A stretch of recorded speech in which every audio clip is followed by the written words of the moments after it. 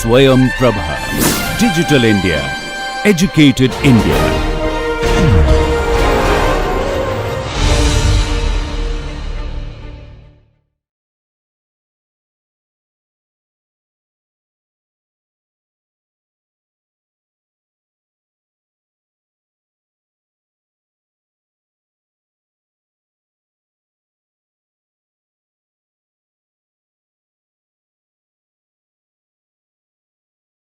Hello and welcome to Marketing Management, a VUCA perspective. We are discussing core concepts, and on this amazing journey, I am your host and your tour guide, Siddhi Bhattacharyya. Now, we've been discussing brands, we've been discussing brand extensions, we've been discussing brand crises, but let's also have some fun while we're at it. Let's look at the uber luxury, the haute couture world of luxury brands today. When we take luxury contemporarily into our foresight, we always think of industry leaders like Coco Chanel, who was the founder of Chanel, the entire luxury brand. She used to say, keep your head, your heels and your standards high. So, luxury is all about the almost near unattainable stuff in life, and that is typically the space from which all things that are luxurious they operate, and that is where luxurious brands actually peg themselves and customers want and aspire for those particular standards, so that they can find them within their grasp. So, you really try and achieve the epitome of a constant human aspiration here, and there are brands that set high standards for themselves. They quote the creme de la creme consumers, and they are ardent followers of these and aficionados of that particular kind of product line, of those kind of brands, and that is the universe within which luxury brands and their consumers dance their merry little dance. So, we are going into this very exciting world of luxury branding today, everything that is a cut above. So, there is a certain art, obviously, because it has to appeal to the aesthetic senses of people, that is primarily at the core of what luxury is, but there is also a science, there is also a reasoning, there is also a logic, there is a form factor which drives a certain sense of luxury. Now, luxury brands represent one of the purest examples of branding's true power, and they create immense value through that competitive advantage for both the companies and the customers who adorn themselves with luxury brands. It is a $300 billion industry, and marketers actually look for iconic brands like Prada, Gucci, Cartier and Louis Vuitton, and they help manage lucrative franchises that have endured for decades. Today's luxury market has evolved from being solely about the social status of an individual to emphasizing the kind of style, grace, the kind of substance that one person exudes, their personal pleasures, and it is also a method of self-expression. So, all of these factors start playing into you as you play into the brand as a high roller, and so therefore, these common denominators remain quality and uniqueness in that particular offering set, and these are often justified through the excellent craftsmanship, the heritage which the organization has displayed, the authenticity of that particular brand, and whatever history, whatever charm it is able to build through it for particular luxury brands to emulate and their consumers to reflect upon. Now, there are certain specific characteristics of luxury brands which must be looked at. There is first and foremost premium pricing. Why is that particular pricing conversation now starting to catch fire? See, luxury items are priced significantly higher than typical category items. They may be bags, but they are stupendously higher priced, and they create a very exclusive market position, and only a few, only a handful are able to actually attain that kind of product acquisition. So, here you will find there are reasons why people go after luxury. There is quality, there is uniqueness. Luxury shoppers expect something that is truly special, and it has exceptional craftsmanship and distinctive design elements which are embedded within that particular product offering and that particular brand's heritage and legacy. So, there is heritage, authenticity and rich history associated with a particular brand, and there is authentic craftsmanship to boot, and it justifies that particular premium pricing which the brand tends to command. There is timeless appeal because a luxury product, even when it is old, becomes an antique, and such as Hermes leather goods, luxury items often transcend fashion trends and they keep maintaining their value through their design, which truly is timeless. It is an aesthetic which appeals across generations as well. So, there are certain brands which showcase that particular element in their design and their expression. One brand as such is Sub-Zero, which is a luxury in home appliances. They have a premium positioning. The Sub-Zero refrigerators range from $2,000 for under counter models to $15,000 for high end units and establish a clear luxury market position. The target customer for these are typically customers who want that high performance and expect that kind of design standards, and they cherish their homes and the products that they very clearly hand pick to furnish that particular space, because that is very sacred and private to them. So, the customer centric research becomes that much more important. Sub-Zero extensively surveys both end customers and the influencers, including the kitchen designers, architects, retailers who recommend these products, and try and understand what really makes that product sell and why people aspire for these particular products.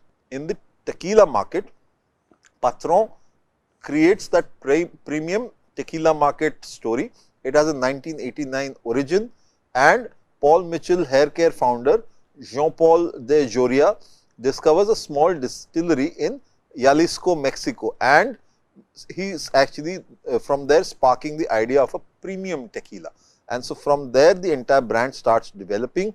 The brand developing story starts with the word Patron to convey the boss or the cool guy in that particular setting. The brand creates elegant hand blown decanters, and it has that smooth agave tequila, which is a very unique kind of offering in the alcohol space.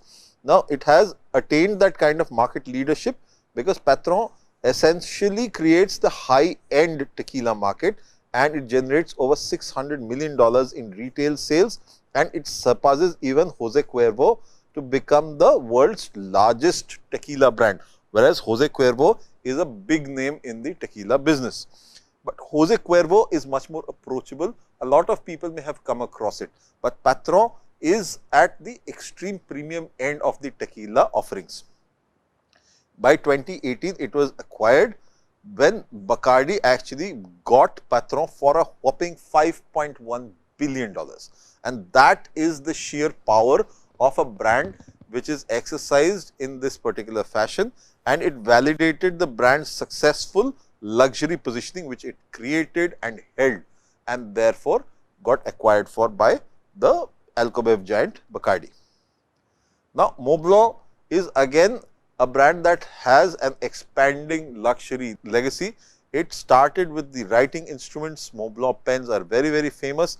Montblanc's original and signature luxury category with iconic designs and meticulous craftsmanship is where the entire romance with writing elements and pens and various other instruments started. Then from there, they expanded into timepieces, and the category leveraged the brand's reputation. We have heard of brand extension. This was one very successful example. Again, precision and elegant design, these were aspects that were common. The offering, the belief system for the brand continued in the forward journey. Then they moved on into leather goods. These were again premium accessories, and they extended the brand experience to business and travel contexts, but kept the core exactly intact. And finally, it arrived at the doorstep of fragrances. Again, the sensory extension of the brand allowed for more accessible luxury entry points, but at each particular interface you will see that luxury was core to the central ideas of the sensory appeal that the products had, whether it be the pens, whether it be the timepieces, leather goods or the perfumes that they actually sold. Montblanc had a very clear brand promise. Now, this is where the story really starts.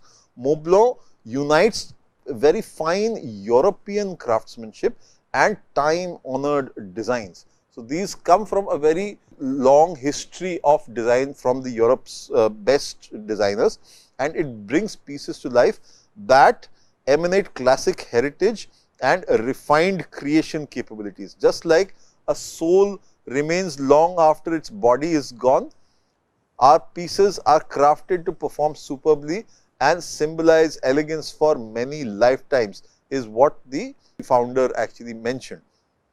So, you have got very typically the manufacturing competence, they have got rigorous production standards, and each piece meets exacting specifications. They also have the highest quality. So, therefore, premium materials are used, meticulous attention to detail defines the entire brand experience. And overall, the sustainable value, because it is like a gift which just keeps on giving.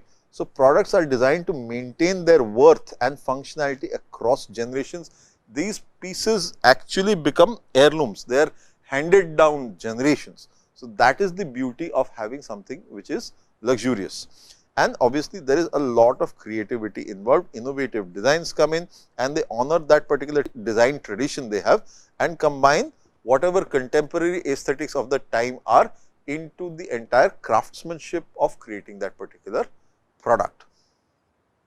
Now, geographically, luxury markets have also expanded. The biggest geography which covers luxury today because of spending power is China, followed by United States. Very surprising, but China's economic growth has actually accentuated this, and China has actually moved their purchasing power parity to a point where a lot of people are actually able to stoke that particular demand of acquiring luxury goods. This is thereafter followed by Europe, then by Japan.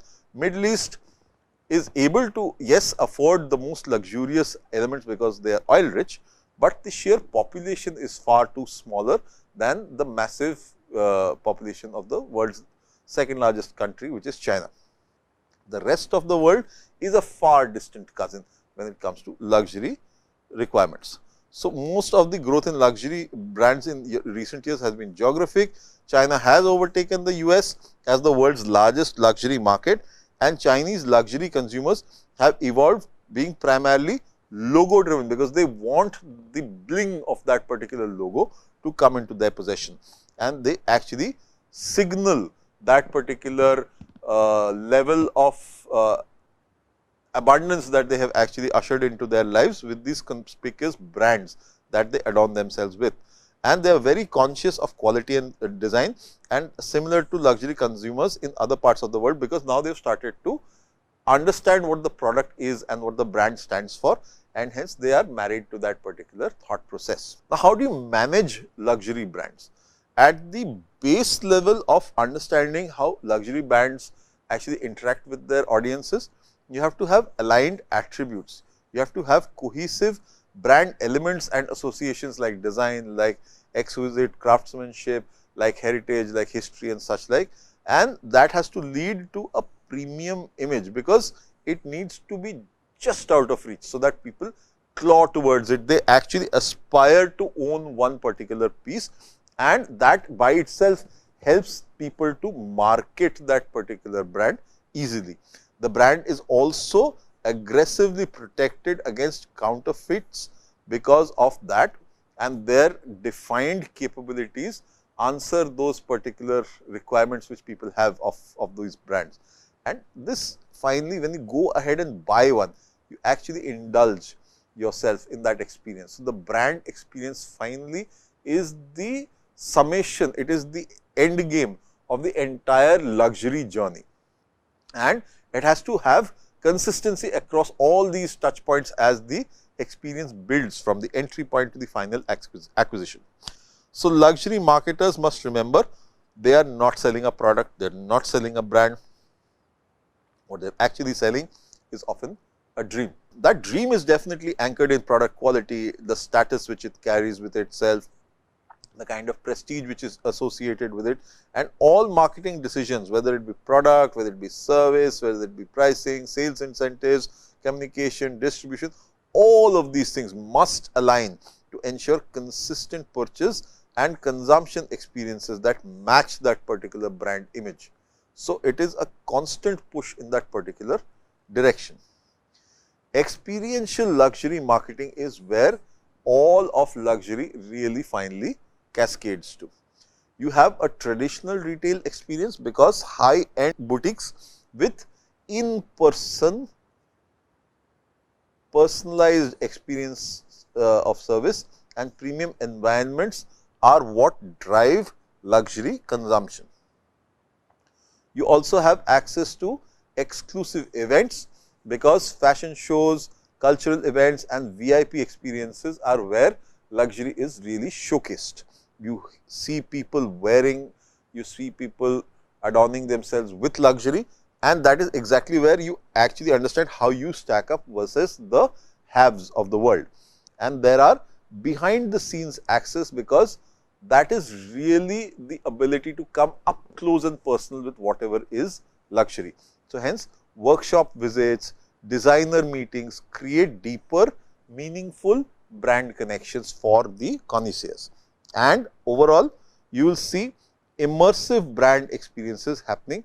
For example, Porsche has driving schools and experience centers where you can actually look at how their machines work on the road really. So, this is one trend for luxury brands, and they actually gift wrap that entire experience around their product, and that is where the typical draw for the consumer really comes from. Top end fashion offers exclusive experiences alongside what their offerings are in terms of the product, and this is expected that customers who have visited a workshop or met the designer will definitely feel closer to the brand because they have associated, they have seen that particular brand and its designer up close and personal, and that is why they will want to go into that particular experience and space. Porsche here has a very clear experience center based definition. There is performance driving because Porsche comes from a very sports car genealogy. So, therefore, sport driving schools allow owners to train their driving skills and enjoy the all out pleasure of driving on road, off road and even on snow and ice, because these are exhilarating experiences for drivers. Porsche cars have very clear off-road capabilities, and state-of-the-art facilities in Southern California feature 45-degree off-road inclines that showcase the vehicle's actual performance capabilities in extreme conditions. That is how strong and rugged the car is actually built, despite looking so sleek and so lithe. And they also put in simulated environments where specialized tracks including simulated ice hills allow drivers to experience vehicle handling in controlled but challenging conditions. So, they prepare their riding community to know how to exactly handle the car in such crisis based situations. So, there are digital strategies again for luxury brands. You need to have social media presence nowadays, which engages with consumers through platforms like Instagram, WeChat in China, etc. And here the role of the influencer starts to come into play. So, e-commerce platforms also exist where you can enter only by invitation. Premium shopping online experiences exist through brand sites and luxury retailers who will take you through that entire immersive digital experience. You can blend physical and digital retail with innovative technology. Perrier, for example, which is one of the premium packaged drinking waters in the world, actually had a website where you could follow a story into a French mystery novel, and it would play out basis the decisions you took. So, different outcomes of the story were possible, and you could experience that story virtually in real time. So, that is the level of engagement which a brand actually executed for its consumers. So, the world is definitely increasingly getting connected. So, luxury marketers have adapted their online selling and communication strategies also accordingly, and fashion brands have become no more glossy magazines, but they engage their consumers through Facebook, Twitter, Instagram, WeChat, now TikTok in some places, but TikTok is generally looked down upon in the luxury space, and other digital and social media channels which are working for those particular communities. E-commerce has also taken hold with sites like Net-a-Porter, now it is called YOOX Net-a-Porter, the Gilt Group and Farfetch, which offer new ways to move these high end goods from one place to the other. So, these are all services which are sought after by the creme de la creme public. How do you actually manage to take this forward? You blend your physical and digital luxury experiences together, because without being phygital, you will never be able to actually curate that kind of integration into a space where brands actually are able to showcase the experience, and luxury is all about the experience of the luxury. It is not just a physical product or the way it looks or who has it on them, but your personal connect with that particular brand. So, there is in-store digital integration. Gucci, for example, partnered with Samsung to create an immersive in-store experience for timepieces and jewelry, and the collaboration combines physical products and mobile commerce through transparent displays, and this showcases images without obscuring the products, and there is a digital shop in shop section where customers use tablet computers to browse entire collections, like how you would actually browse through a catalog in olden days. Now, e-commerce is a very big luxury in itself for time pressed affluent customers. People who are affluent typically have one particular resource very in limited choice, that is time. So, high end fashion brands like Dior, Louis Vuitton and Fendi have unveiled e-commerce sites which allow all these busy affluent customers to research items before they visit the stores, because visiting a physical store and getting that touch and feel exposure is going to be after they have actually sifted through whatever the offerings are. These platforms serve dual purposes. They accommodate the customers with limited shopping time and combat the counterfeit products which are sold online, and at the same point in time them engaged. They allow them to immerse themselves into the experience. Going further, when we have the metaverse coming in a big way, the metaverse will change the entire experience of purchasing luxury online. It will allow immersive experiences where you can actually almost literally feel the product on you before you actually physically buy and get hold of it. So, with all of these things, you are moving your brand positioning needle in a very pointed direction, because when you are communicating your brand positioning, you have to hit the dead center of expectation from the consumer side, which is why you need a bull's eye kind of framework. So, at the basic outer level, you have the brand mantra, where the inner circle contains the brand mantra refining the essence of the brand and what the core promise, why the brand exists, etc., is stored here. It guides employee actions and ensures clear understanding of what the brand should represent to its consumers. So, there is no confusion created. The second point is, it clearly defines the points of difference and parity. You remember the STP conversation. This is STP in thorough live action.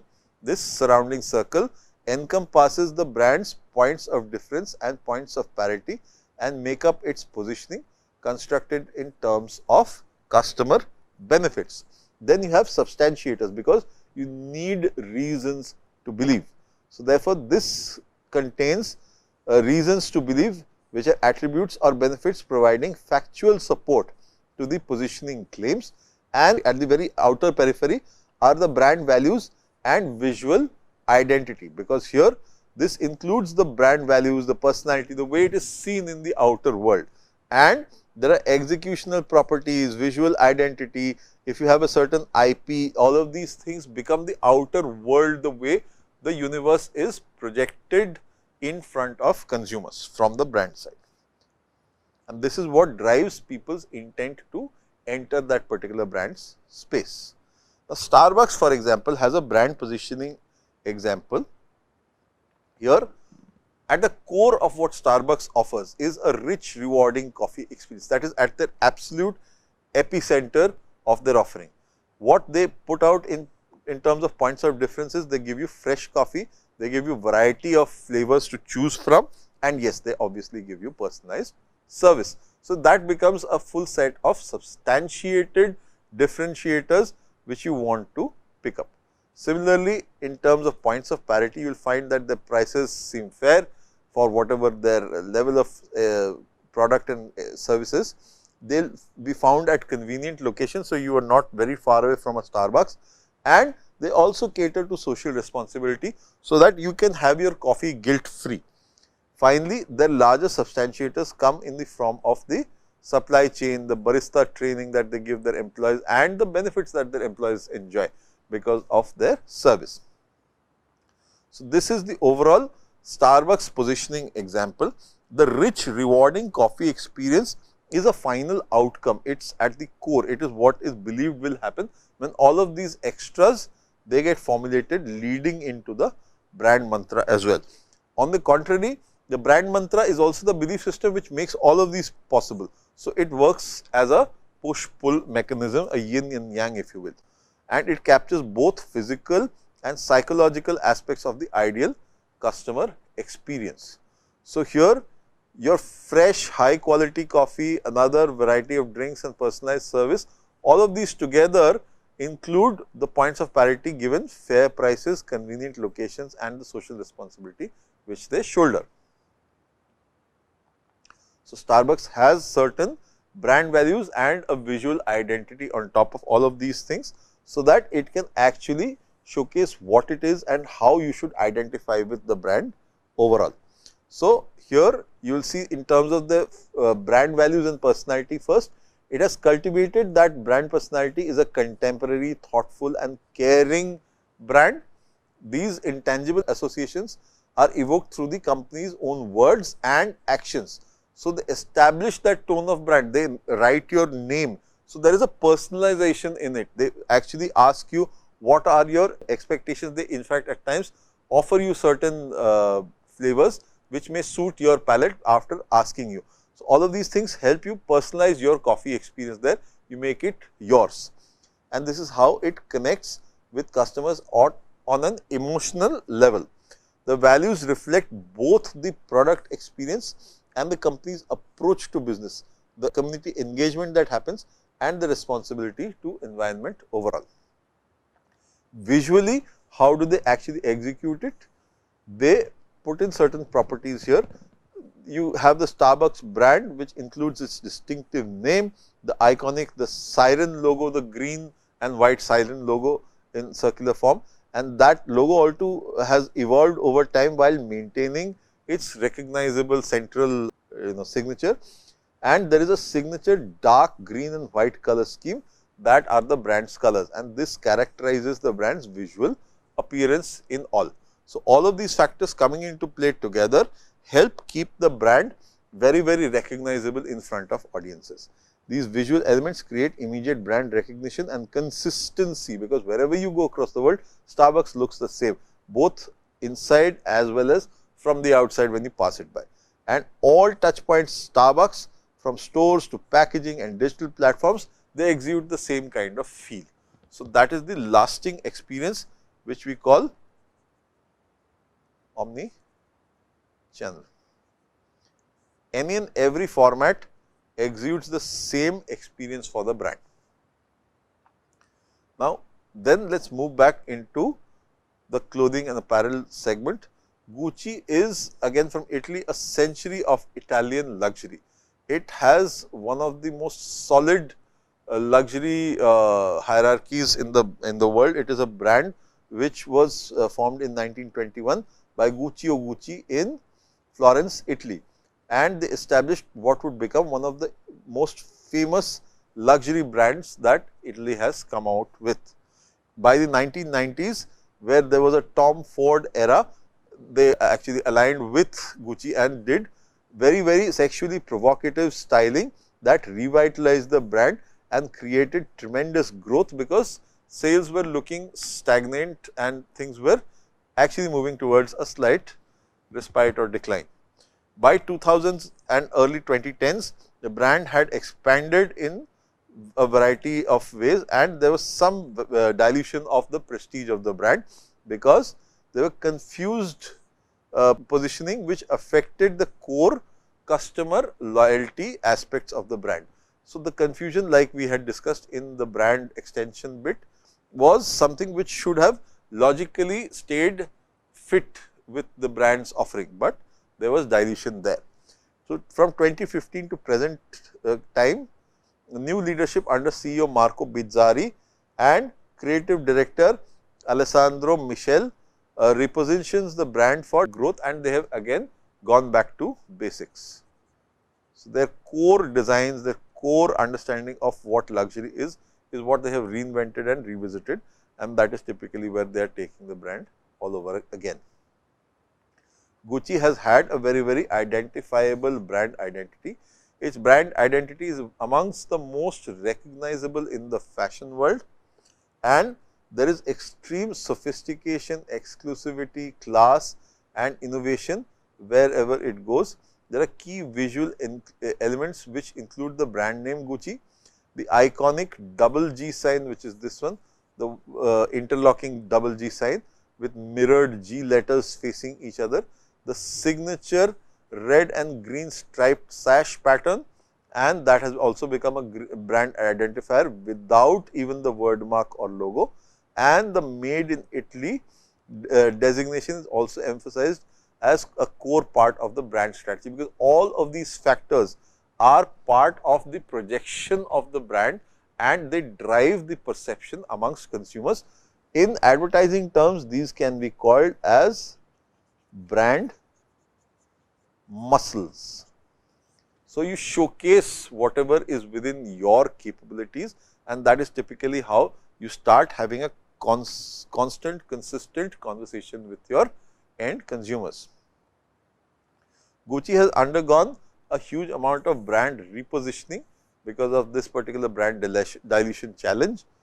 They had market expansion issues between 1990s and early 2010s, when Gucci expanded its target market by offering a wider price range, and that led to a dilution of its luxury brand image, because now they suddenly were cheaper and more affordable. So, the people who had held on to Gucci as a very upmarket, stylized brand were suddenly feeling cheated, because they held a Gucci, and somebody who could not have had afforded a Gucci before would now suddenly be also sporting one. Maybe the product would be different, but that recovery was not very clear from their side. They tried to recover from this shock. The brand attempted to reverse prestige loss by raising the handbag prices, but by then the damage was done, and therefore, you had to leave the core customers confused about the brand identification, what it really stood for. Competitive positioning also, compared to other luxury brands, Gucci had lost some of its prestigious positioning and required a strategic overhaul to reclaim that market leadership position. By this time, other brands like Louis Vuitton and Yves Saint Laurent actually had eaten away some part of the market share. Gucci's leadership actually changed that entire story when in 2014 they actually saw a leadership change. Patrizio Di Marco and creative director Frida Giannini were replaced, and that is when the revival story really started. They actually started seeing growth again, because about 48% sales growth is phenomenal even for a luxury brand, and they were able to build bridges, new ones with new audiences, the millennials and the Gen Zs, and that is where the bulk of the sales, 60% actually came from, and this percentage was from younger consumers by 2018. So, it was a drastic shift from 2014 in just 4 years.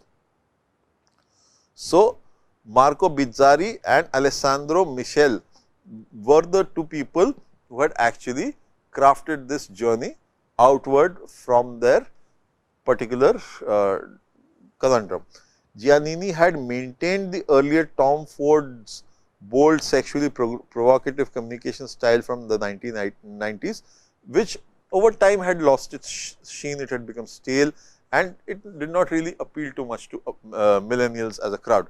The new leadership needed a strategy to attract the younger consumers and retain its loyal older consumers as well. So, when they went in through the entire process of repositioning themselves, they leveraged the heritage of Gucci, because they did have that legacy and heritage, and they focused on Gucci's legacy of prestige and updated to a more modern and romantic aesthetic rather than the overtly sexually exploitative imagery which was currently going the rounds from Tom Ford's desk. They also shifted their brand communication and transformed from bold, glossy and sexual to raw, romantic and modern, something which was more realistic, more connecting and more believable. So, all of these aspects were brought into play. They targeted fashion dreamers, which appealed to that millennial and Gen Z crowd, and they kept coming in and they were retained as a loyal customer base. They also embraced digital platforms, moving away from the traditional ones, not purely, but in a very, very drastic way, and their visibility on social media and mobile purchasing platforms skyrocketed. That got them the people and the visibility that they wanted to showcase to them. So, Gucci's new target market was critically important in this entire conversation, and that is typically where they got this entire conversation going. This was a digitally oriented generation. They were experience seekers. So, younger luxury consumers were constantly on the phone or on a device or connected to the internet, and these were typically millennials and Gen Z who valued the memorable experiences and emotional connects with the brands that they wanted to associate with. The brand also exerted some amount of fluidity. It was more open to switching between brands based on alignment with personal values and identity. So, therefore, one particular brand may not have always been the end all feel for the consumer, and that is the space which was also a challenge for Gucci as a brand. They were luxury spenders. Despite being demanding, these segments willingly spend on luxury when brands offer that little meaningful value to them. So, hence Gucci got into celebrity partnerships, which was very important. They got Rihanna on board, they got Beyonce on board, and they also got Dakota Johnson on board. Global music and fashion icon Rihanna helped establish the style and business acumen align with Gucci's contemporary luxury positioning.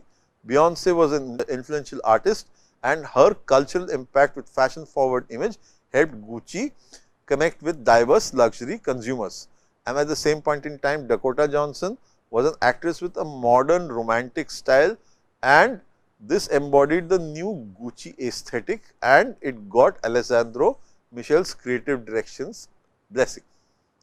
So, Gucci's digital competence actually increased and overshone all of competition, which included Burberry, Louis Vuitton, Fendi and Michael Kors even, and Gucci scored much higher than other luxury brands and instantly got an audience amongst all the millennials as well as Gen Z, were primarily found in the online space. And therefore, this was based measure on website performance, online shopping experience, social media engagement and mobile marketing. Luxury Daily's Digital IQ Index for fashion showcases that digital channels influence nearly 60% of fashion brand purchases, and in 2017 Gucci ousted Burberry from the top spot in these digital performance rankings. And this is even more important because over time they had taken a beating and they were fighting their way up from a position of confusion. Gucci's digital strategy got integrated into their overall experience. The website experience was the first and large point of interaction. Here there was an online immersive platform showcasing products and brand storytelling.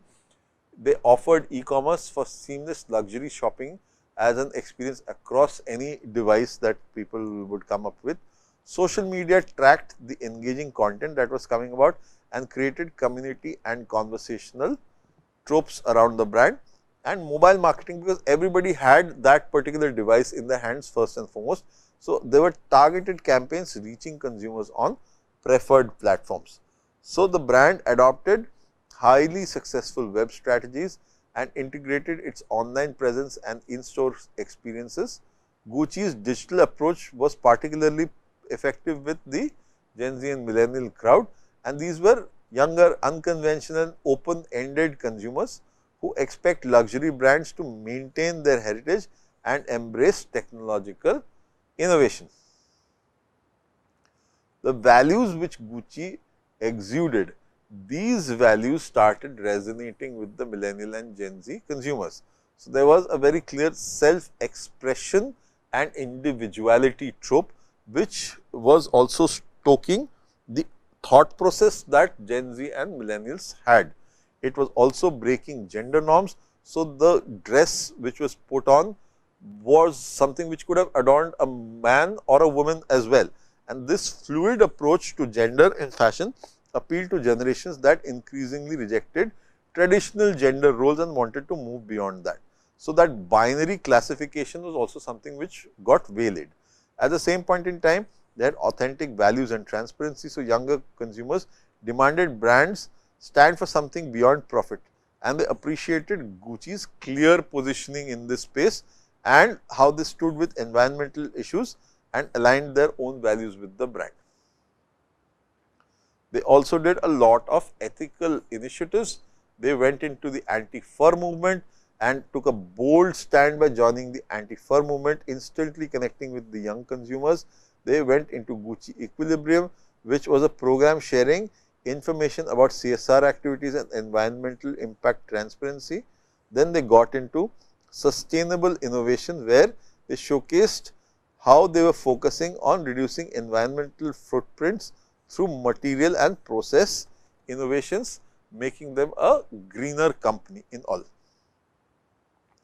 Gucci got industry recognition in the 2018 British Fashion Awards.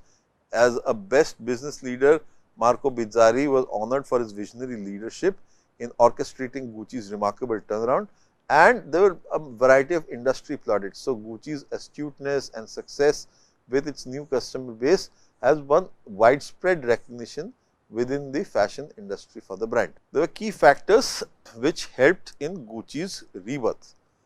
Digitally, they ruled the roost. So, digital was a huge factor which helped their comeback and actually resulted in 48% sales growth. This was record breaking increase in 27 following the repositioning for Gucci, and they got up to 60% of the youth market, and this was preferred as the way to go for the brand, because these were all millennials and Gen Z, and this is what kept growing by even 2018. By staying connected to this heritage and yet breaking out from the typical perceptual boundaries of luxury brands, Gucci experienced a remarkable rebirth as a star brand, high net worth and high profit. The company successfully balanced tradition with innovation, and it created a formula that resonated with both established luxury consumers and emerging market segments. So, this is typically how luxury consumer expectations evolve. First and foremost, there is traditional status signaling, because that is at the very core aspect of luxury brands. You have luxury brands which primarily talk about social status and they signal wealth. Then there is quality and craftsmanship focus. As markets mature, customers will begin valuing the intrinsic quality, the material and craftsmanship of luxury items beyond their status signaling function, because they are actually checking how much of the actual product has gone in and created that particular output as well. And this talks about the way that particular product has been handled by the craftsman. Then there is personal pleasure and self-expression, because modern luxury has evolved to emphasize personal enjoyment, because it is focused around the individual's sense of emancipation. And so, therefore, it is also in their self-expression that you find the response coming out. and it is aligned with individual values rather than external validation, because at the end of the day you feel you are comfortable in a certain brand's clothing. That is by all means the reason why you should continue with it. And finally, expression through digital integration and experiences. Here the luxury consumers expect seamless digital experiences. So, brands had that kind of transparency and meaningful connections that extended beyond the physical product of today. So, this is how brands wanted to extend their overall experience of the brand for longer with the consumer. So, how do you balance the tradition and the innovation parts in luxury? You preserve your heritage and showcase luxury brands, maintaining connections to their founding fathers, craftsmanship traditions and historical design elements that justify premium pricing and create authenticity. The heritage provides a foundation of credibility and exclusivity that new luxury brands struggle to establish and creates a competitive advantage. This is very important for established houses, established brands, established players. Contemporary relevance is also something which has to go hand in glove.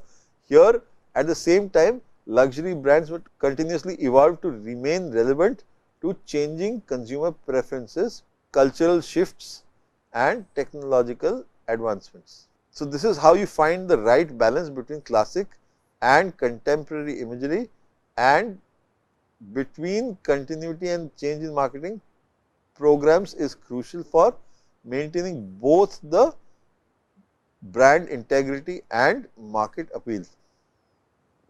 So, this is typically how you stay contemporary and stay relevant in that particular space and find more and more audiences to connect with. And whilst you are doing this, digital transformation of your in-store luxury experiences helps in building this entire experience throughout and actually takes it to a very, very strong next level. You have transparent displays. When you remove any block in the middle visually, this is the first thing that actually showcases how you are open, frank, honest, and anybody can engage with the brand if they can choose to. So, here technology showcases the digital content without obscuring physical products, and it is creating layered information experiences, because various people they interact with technology in a very, very intrinsic and very, very different way at an individual level. So, the transparent displays actually allow people to see through and experience the brand in its full glory. Also, when you create digital shop-in-shop expressions, you will have dedicated areas where customers can come and browse extended collections, because you will need to see what all is there before you can decide. Customize products using tablet computers, which is a typical standard device for people to carry around. So, all of these things taken into consideration, you also need to think of mobile integration, because as an app that enhances the in-store experience with product information, you can actually look at personalized recommendations also and get seamless checkout. So, all of these aspects are part of the mobile integration aspect of this. And finally, there are technology extended experiences virtually. So, here immersive technologies showcase customers to visualize their products in different contexts or experience brand heritage. So, how does this evolve from here onward? Luxury e-commerce as a revolution is only going to expand and become more and more complex, more and more layered. And e-commerce has already taken hold for many luxury brands with specialized platforms offering a new way to move high-end goods. Sites such as Net-a-Porter, Gilt Group and Farfetched have created digital shopping experiences that maintain the exclusivity and premium feel of luxury while providing the convenience of online purchasing, because online is where you are able to instantly convert that prospect into a paying customer. And these platforms have helped luxury brands reach new customers and markets and protect their brand integrity at the same point in time. So, there will be a variety of challenges in luxury digital experiences. You will have to replicate the in-store pampering at a digital level.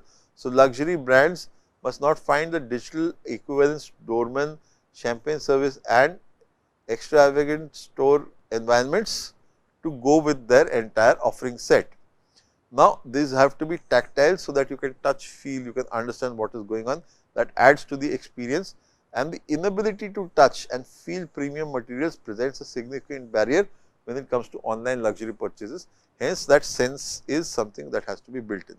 Then there is counterfeit protection, where brands must ensure digital channels protect against fake products that damage their brand reputation. And finally, there is maintaining of exclusivity. So, the accessibility of online shopping can potentially dilute the exclusivity that luxury brands cultivate. With all these things, it becomes extremely important. Why? Because exclusivity keeps that original crowd in place and keeps the basics in place as well.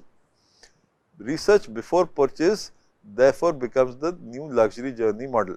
There is online research first and foremost, where customers explore brand websites and reviews. There is social validation, where you seek opinions through social media prior to purchasing any particular product or brand. Then you actually showcase your purchase decision, starting with buying through preferred channels, and buying things which are common is where it should first start with, and then as you go further, you delve deeper into the subject. And finally, if people step out, then they should be given an in-store experience before they move on to the next level. So, reaching affluent customers who work long hours and have limited shopping time makes many high-end fashion brands unveil e-commerce sites that allow customers to reach items before they even visit the e-store. The research online purchase anywhere model accommodates the modern luxury consumer's lifestyle while maintaining the option for in-person experiences. So, how and where will luxury branding go from here? In terms of looking at technology, advanced technologies are obvious and they will come in, because more and more data points are being created, more and more analysis is happening. So, AI is definitely inseparable from luxury branding, as is augmented reality and virtual reality, because more and more immersive experiences will now be had in the cloud space. And so, therefore, you will need people who are building that into brands. And while you are making purchases, blockchain will ensure that the transactions are safe and they are properly documented, etc. It will create more personalized, immersive and secure luxury experiences across channels. Similarly, you have to keep in mind about the luxury of the world, and so therefore, you have to look at the sustainable luxury aspects, because we are always thinking nowadays of sustainability. So, environmental and social responsibility will become increasingly central to buy luxury position, as consumers demand ethical practices alongside whatever premium quality is being currently offered by the brand. And finally, it cannot be contained within just the geography from which the brand really started. If brands have an intent to make it big, then they must individually come up with a version that works better. So, therefore, if they are meeting certain cultural nuances which are a target problem, that cultural sensitivity has to be brought in, so that their people move to the next level. They create experiences where local fare and international capabilities both get blended together, and therefore, it resonates across diverse markets while maintaining the integrity of the brand. So, all of these factors start to come into play when we are looking at the luxury of branding and the way the future has things in its hidden space, so that you are able to understand a little bit of how the world will turn out tomorrow when luxury becomes far more approachable. So, with that, we will come up next time with a beautiful master class about one of the most capable corporate brands in India, Unilever. Unilever India has been iconic ever since they were thought of. The name has changed, the representation has changed, but it is still one of the topmost and best selling brands in India and elsewhere as well. So, Unilever has also got great sustained and structured approaches to create that kind of environment, and that is typically something which can be looked forward towards by us as we explore Unilever's example in the coming session. So, that is me signing off until next time.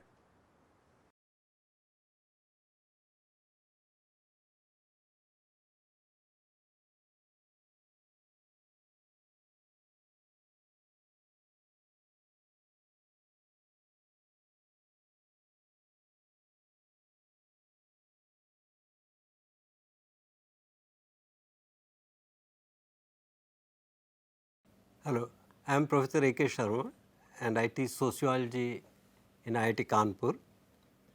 I am taking up a question, what is world population crisis? World population crisis refers to explosive growth of population which occurred during 1950s and 1960s. For millions of years, some people estimate that perhaps man appeared on this planet Earth 5 lakhs years ago.